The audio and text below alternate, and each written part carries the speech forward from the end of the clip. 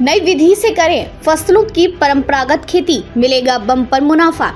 वर्तमान समय में जहां एक और किसानों को पारंपरिक खेती से होने वाली आय में दिक्कतों का सामना करना पड़ रहा है, वहीं दूसरी ओर परंपरागत खेती किसानों के लिए सुनहरा अवसर बनकर उभर रही है। खासकर उत्तर प्रदेश के अमेठी जिले में इस नई कृषि पद्धति को अपनाने वाले किसान अब अच्छा मुनाफा कमा रहे हैं। कृषि विभाग को भी इस दिशा में सक्रिय रूप से काम कर रहा है और किसानों को वित्तीय सहायता और तकनीकी मार्गदर्शन प्रदान कर रहा है ताकि वे जैविक खेती को अपनी जीवन शैली का हिस्सा बना सके। परंपरागत खेती के फायदे परंपरागत खेती से इस मायने में अलग है कि इसमें रासायनिक खाद और कीटनाशकों का इस्तेमाल नहीं किया जाता।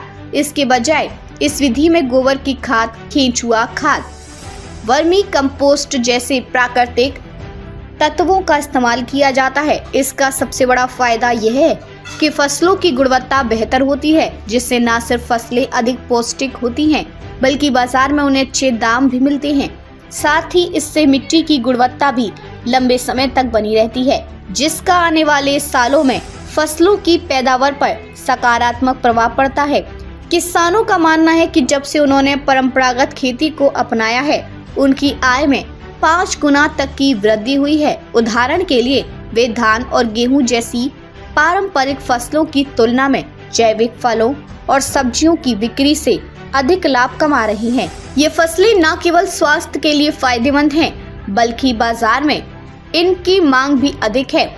किसानों के लिए उपयुक्त फसलें परंपरागत खेती के तहत कई तरह की फसलें उगाई जा सकती हैं, जैसे फल, सब्जियां और फूल। इनमें से कुछ प्रमुख फसलें हैं सब्जियां, लौकी, तोरी, बैंगन, टमाटर, कद्दू आदि।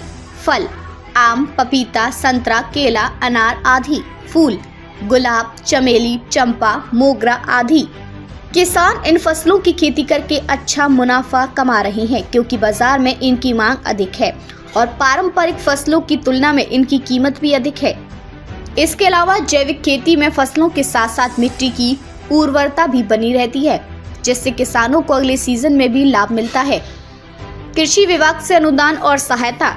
कृषि विभाग और उद्यान विभाग किसानों को परंपरागत खेती अपनाने के लिए प्रोत्साहित कर रहे हैं और इस दिशा में आर्थिक सहायता भी दे रही हैं। राज्य सरकार परंपरागत खेती के लिए विभिन्न योजनाओं के तहत किसानों को सब्सिडी दे रही है। इसके तहत किसान फलों, सब्जियों और फूलों की खेती पर 40% तक की आर्थिक सहायता प्राप्त कर सकते हैं।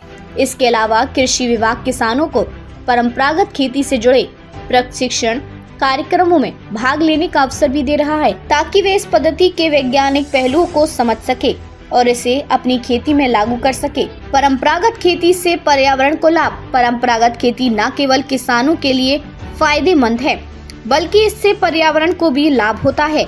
रासायनिक खाद और कीटनाशकों के बिना खेती करने से मिट्टी स्वस्थ रहती है, जिससे आने वाली पीढ़ियों के लिए खेती योग्य जमीन भी बच जाती है। इसके अलावा जैविक खेती में पानी की खपत भी कम होती है, जिससे जल संरक्षण में मदद मिलती है और पर्यावरण पर दबाव भी कम होता है।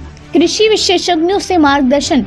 किसानों को परंपरागत खेती अपनाने के लिए सही मार्गदर्शन की जरूरत है। शबला सेवा संस्थान जैसी संस्थाएं इस दिशा में किसानों की मदद कर रही हैं। डॉक्टर अविनाश कुमार जैसे अनुभवी कृषि विशेषज्ञ किसानों को परंपरागत खेती की समस्याओं और उनके समाधान पर मार्गदर्शन और प्रशिक्षण दे रहे हैं। शबला सेवा संस्थान किसानों को परंपरागत खेती से जुड़ी जानकारी देता है ताकि वे इस पद्धति को सफलतापूर्वक अपनाकर अपने कृषि कार्य में लाभ कमा सके।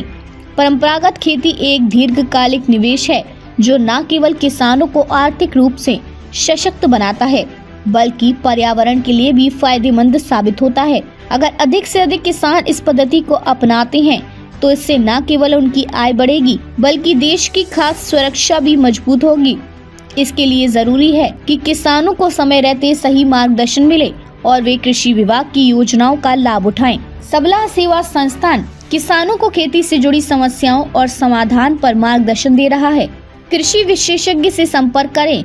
डॉक्टर अविनाश कुमार 9335045599